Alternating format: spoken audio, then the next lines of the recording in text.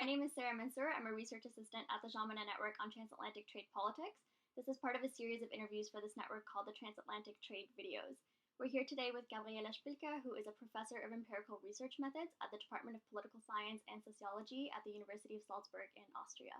Welcome, Professor Spilker, and thank you for taking the time to speak with us today. Thanks for having me. So we'll get right into our first question.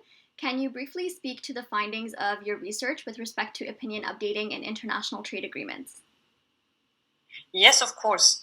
So there's a lot of research that investigates the preferences of individuals towards trade liberalization. This kind of research really wants to understand who opposes trade, who supports trade, and of course why they do so. However, what we observe, or the starting point of our research in this paper, is really the fact that if we look at trade agreements such as the Transatlantic Trade and Investment Partnership or the Comprehensive Economic Trade and Trade Agreement Canada and the European Union have, what we see is more like people opposing these kind of trade agreements and becoming more opposed over the time horizon of these agreements. So in some sense, opposition seems to grow. And the question we ask is it possible to kind of convince people that these trade agreements might not be that bad after all? Does it make a difference, if you think about this further, how they are designed for the support that people issue? In the sense of people or negotiators spend so much time on these trade agreements, trying to put environmental clauses in, trying to put labor clauses in.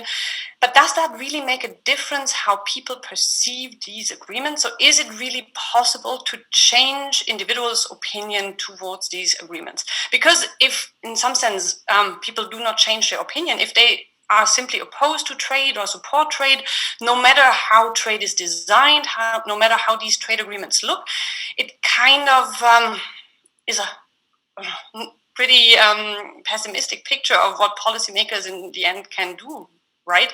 So, I mean, they really need to know, is public opinion something they can shift? Because if not, then what all the fuss is about of kind of doing advertisements on trade agreements and the like, if at the end of the day people have their opinion and they're stuck with this opinion. And this is really the starting point of this kind of research.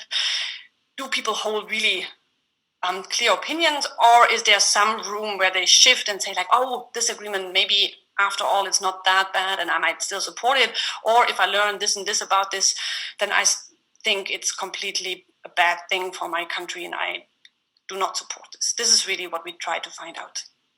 Okay, so with respect to the Transatlantic Trade and Investment Partnership Agreement, TTIP, you found that if respondents do change their opinion on the matter, it's solely from pro-TTIP to anti-TTIP. So how can that be explained?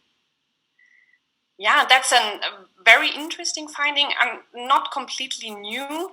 What is, in some sense, new to our finding is, and this is the good news about our findings, that people, in fact, react to information. So no matter whether we provide them with positive information about the agreement or with negative information about the agreement, people listen to this kind of information, or rather read these kind of information, because it's a survey experiment that they do online. They read it, they understand it, and they shift their opinion accordingly. In the sense of, if someone reads positive information about the TTIP agreement, then the person in fact shifts a bit more positively, and the same thing occurs on the negative side. However, and this is really the important point of our results, and that again leads to a rather pessimistic outlook or picture, as your question already hinted to, the reactions to negative information are much, much stronger. In the sense of, we can shift someone who had a positive, slightly positive prior opinion towards TTIP, and we provide this person with negative information, for instance, about the effect of this agreement on standards, harmonization, and the like. What happens is that a supporter of the agreement can, in fact, become someone opposing this agreement. This, however, doesn't happen in the other way around. So someone who holds a negative opinion might become slightly more positive, but never makes this threshold towards someone supporting the agreement. This means negative information has so much more powerful effects than positive information do. This is not that, and this is where I said this is nothing new, because we have decades of psychological research that really shows that people have this loss avoidance bias, have often this risk aversion, which means that negative information is something that they take in, or they seem to think more salient about this and take this more into account when forming their opinion or their attitudes, and therefore react more strongly about this. Something that is really worrisome, or that's where I said where our findings are somewhat pessimistic, is that this is not an easy finding for policymakers. So if they want to sell a trade agreement or any other cooperation with other countries, often those opposing these agreements, they really show or say like, oh, this agreement will have all these negative effects. And so they really put up these negative information. Policymakers, on the other hand, who try to find support for any such agreement, they typically come up with the positive sides, like, oh, there will be job growth, there will be some economic benefits and the like. But if individual citizens, those electing these politicians, if they really take into account this negative information much more or strong in a more stronger way or a stricter way, what happens is that really the support coalition for these agreements kind of shrink, which is for policymakers a pessimistic finding. Okay. In another paper of yours, you examined citizens' preferences. So can you speak to the economic and political conclusions that you came to? Yes, of course. So this paper kind of takes another look at individuals' opinions towards trade agreements. So the first paper we spoke about was really about whether people shift their opinions towards trade agreements. And in this other type of research, it's rather the question what factors in trade agreements are responsible for people liking the agreement or not. So which are the crucial aspects, so to say, in any kind of agreement that need to be there in order for citizens to support it. So what this research does, it, in contrast to many research or much research on trade attitudes, really takes this multifunctionality or this multidimensionality rather of trade into account. Right? I mean, so trade doesn't have only these economic effects, but it also affects the environment, it affects labor standards, it affects so many things. And this is really what we try to investigate in this paper, which of these effects are most important for citizens' evaluation of trade agreements. Furthermore, we do this mostly in developing countries. So in contrast to much other research, what we do this research in developing countries, which I think is very important in the sense of we have a lot of research, especially survey research and experimental research, that focuses on the US, Canada, or European countries. But often what we kind of do not include in this picture are the other side of the story, so the partner countries. How do people in partner countries see these trade agreements? And this is really what we try to accomplish in this paper. And what we find, I think, is really fascinating in my view. For one, support in all the three countries that we look at, these are Vietnam, Costa Rica, and Nicaragua, towards these trade agreements is much higher than if we do the similar studies in Canada, Germany, or the US. So it seems that people seem to be kind of more positive towards trade and trade agreements in general. But then the even more striking finding, I think, is that the very same features that are important for citizens in industrialized countries are also super important for citizens in developing countries, in the sense that both environmental clauses, but also labor rights in these trade agreements are very, very important for citizens to support such agreements. So you can also, in countries of the global south, boost support for trade agreements if, for instance, these agreements incorporate strong environmental clauses or strict labor rights, which we didn't expect to happen based on previous literature on this topic. Okay, so in the same paper, you also concluded that non-economic considerations also influence citizens' preferences towards in preferential trade agreements. So, what are these non-economic considerations? You've kind of talked about them briefly, and why do they play an important role in public opinion? Yeah, so for a long time, scholars have investigated trade liberalization as an economic calculation of citizens. So someone should support trade or trade agreements if they personally win from this trade liberalization. Or vice versa, if they're supposed to lose out from trade because, for instance, their job will move somewhere else, or because their income might decline, then of course they should oppose these agreements or trade more generally.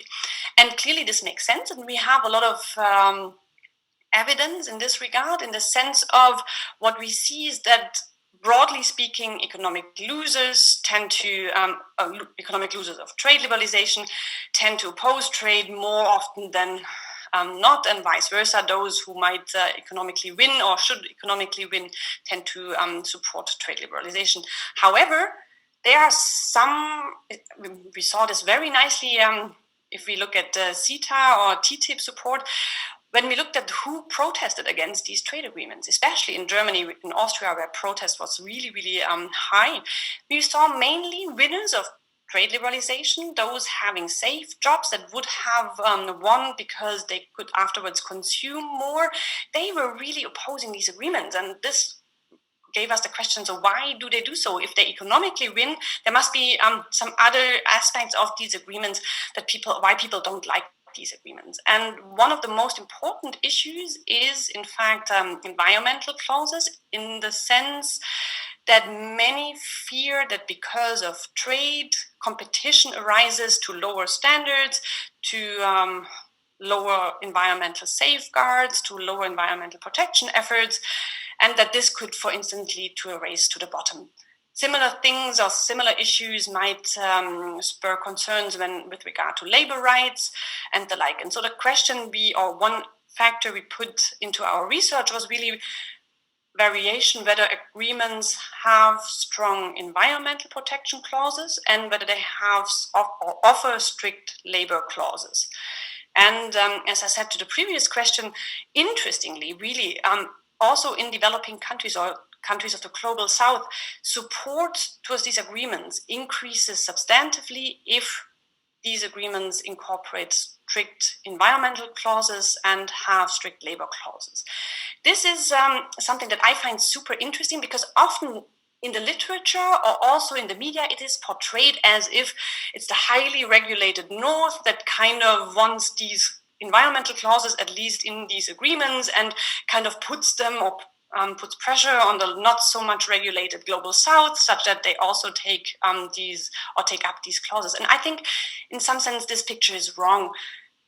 As it's really, there is demand also in countries of the global South, and these countries, we see this more and more in preferential trade agreements between South-South countries, that they also include these strict environmental clauses. So this is really more of a genuine demand towards these environmental protection measures, and also towards labor clauses. And this is really an important driving force of support or opposition, depending on whether they're in or out of these agreements, both in industrialized countries such as Canada, Germany, or Austria, but also in countries from the global South.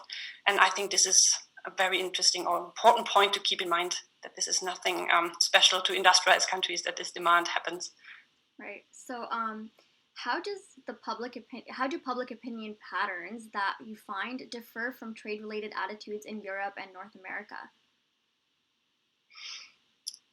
This is an interesting question, and one that is not easily answered, in the sense that if we, for instance, look at the TTIP agreement we spoke earlier about, but also CETA, in some sense, for me, these agreements have been like catalytic events in Europe that really made trade a very salient factor, or salient topic in public discourse.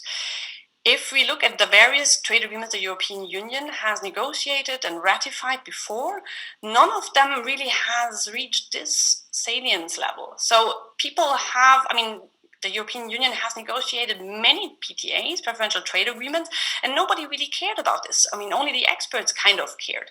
And suddenly the European Union started to negotiate an agreement with the US and with Canada, countries that are as big as the European Union, if not bigger.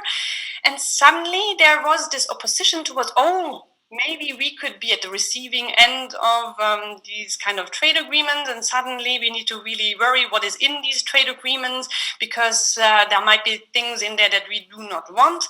And I think so it mattered a lot who the partner country is, something that we find in our research, that depending on who the other country is, a specific agreement tends to become salient or not so much salient in public discourse. So this is one aspect. And here what we see is that the salience levels, at least compared between the US and Europe, has been very, very different. So if in our research on the TTIP agreement, what we see is those respondents who never heard about the agreement, the share is much, much higher in the US than in Germany, for instance. So there's so to say, a bigger ignorance towards these trade agreements on the US side potentially than it is on Europe. But also in Europe, we have parts of the society who simply doesn't care about trade agreements because they are a complex topic. They remotely affect people's lives and the like. So it's a very educated, rather often high income share of the population who really go to the streets and protest against these trade agreements. So this is something to bear in mind, which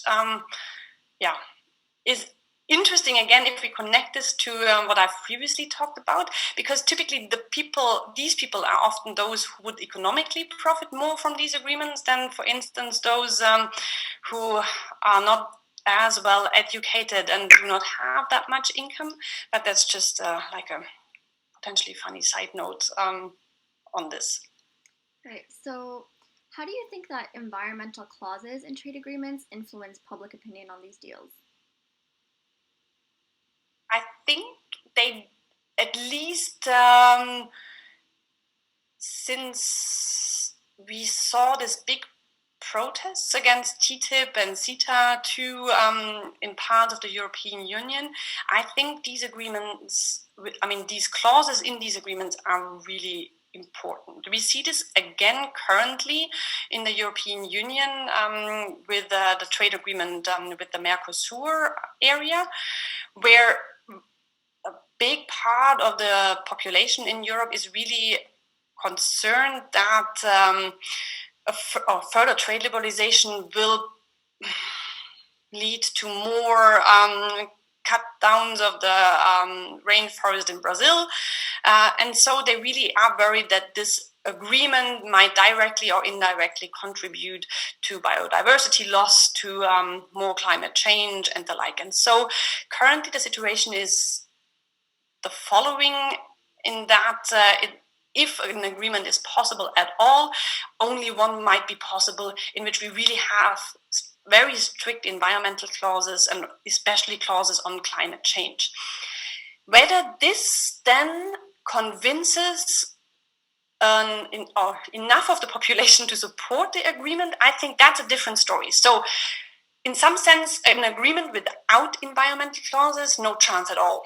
So this is really, in some sense, a necessary condition for a modern PTA kind of in this highly salient environment that we currently have to survive.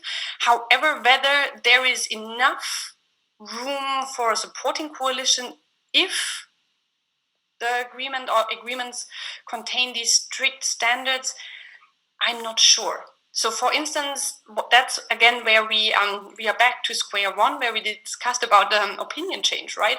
So, concerning the TTIP agreement, there was a lot of lots of politicians, lots of NGOs, business groups tried really hard to convince the general public that really in the agreement there are enough clauses that would protect Europe or would allow Europe to have high enough standards on food security and other issues. But as long as there are other actors who dispute this and who say, like, we don't think this is enough, and this is negative information, information seems to count more, as we have shown, then we really are in this kind of not vicious circle, but then we are in this world where really this negative information seems to count more. And even if there are these clauses in these agreements, as long as the general public doesn't believe they're doing enough to safeguard the environment, either here or in Brazil for the rainforest, it might nevertheless not be sufficient to gather support for these agreements. So I think they are really important, but the question that we don't know enough about, and this is something that I really hope we can do in this project here, is to find out whether there's a way to really make them strict enough and credible enough for citizens to really believe that they work. And also what we currently have not enough evidence about is whether they really do the trick and guarantee that environmental protection efforts are kept, that they really so do these clauses really make a difference in reality? Is something that we have some indication about, but not enough so far, I would argue. And only if we really know that there is a big difference between agreements with strict clauses and ones without, we can say to the critiques of these agreements, look, it really works, so please don't worry too much. But so far we don't have enough of this evidence, something that we should definitely change. So that actually leads me right into our next and final question. For this network, you're a co-leader of the module on trade policy and climate change. So what do you hope to achieve through this research? And in your opinion, what are the benefits of better understanding the relationship between trade policy and climate change?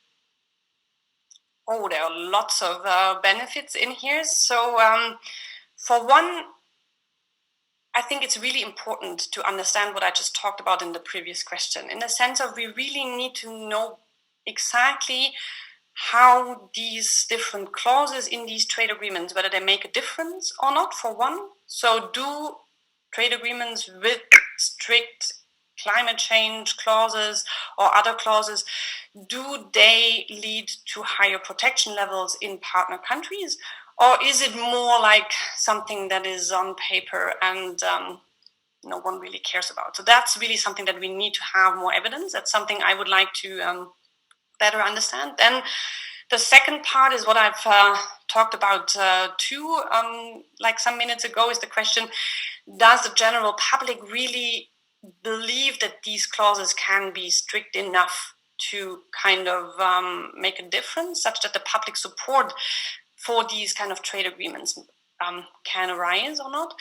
And then the next interesting part that I'm really curious to see more research about, where we just started to do some research, is the question that often ways to protect or to fight climate change, such as border adjustments to kind of tackle carbon leakage and the like, so carbon border adjustments, they might, depending on how they are designed, they might violate international trade law.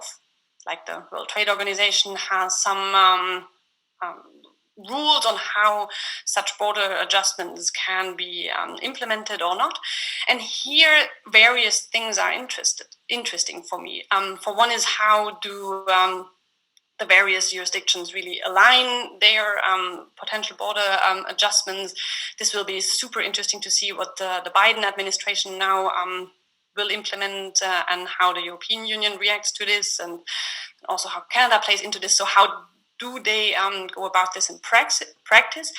But also here, public support, I think, is crucial, definitely, and also interesting to study, in the sense of, does the public even care whether such carbon border adjustments violate trade law? Or do they say, okay, climate change is so important to us that we, in some sense, do not care? So which kind of international law is more important? Is it the Paris Climate Accord, or is it rather the trade law that kind of overrules here?